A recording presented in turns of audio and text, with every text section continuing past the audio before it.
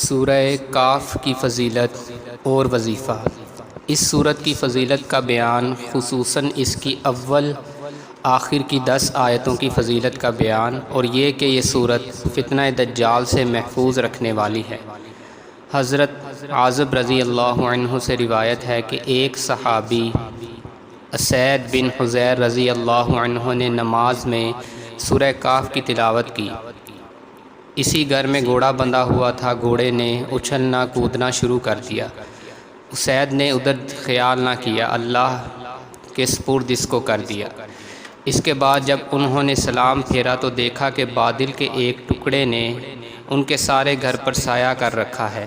اس واقعہ کا ذکر انہوں نے نبی کریم صلی اللہ علیہ وسلم سے کیا تو آپ صلی اللہ علیہ وسلم نے فرمایا کہ قرآن پڑھتا ہی رہ، کیونکہ یہ سکینہ ہے جو قرآن کی وجہ سے نازل ہوئی، یا اس کی بجائے راوی نے تنزلت للقرآن کے الفاظ کہے۔ صحیح بخاری 3614۔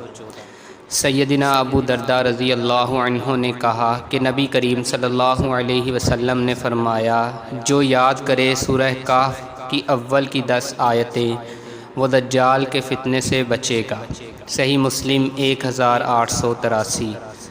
مسند احمد میں ہے، جو شخص اس سورہ کاف کا اول آخر پڑھ لے اس کے لیے اس کے پاؤں سے سر تک نور ہوگا، اور جو اس ساری سورت کو پڑھے اسے زمین سے آسمان تک کا نور ملے گا۔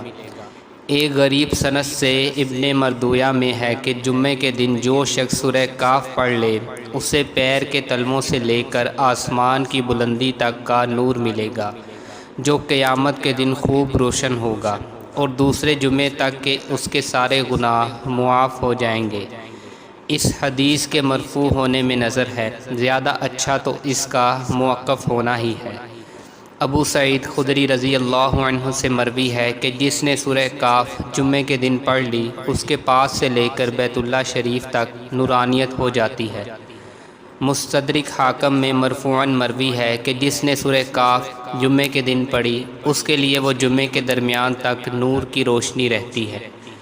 بہقی میں ہے کہ جس نے سورہ کاف اس طرح پڑھی جس طرح نازل ہوئی ہے اس کے لیے قیامت کے دن نور ہوگا۔ حافظ ضیاء مقدسی کی کتاب المختارہ میں ہے، جو شخص جمعے کے دن سورہ کاف کی تلاوت کر لے گا وہ 8 دن تک ہر قسم کے فتنوں سے محفوظ رہے گا، یہاں تک کہ اگر دجال بھی اس عرصہ میں نکلے تو وہ اس سے بھی بچا دیا جائے گا۔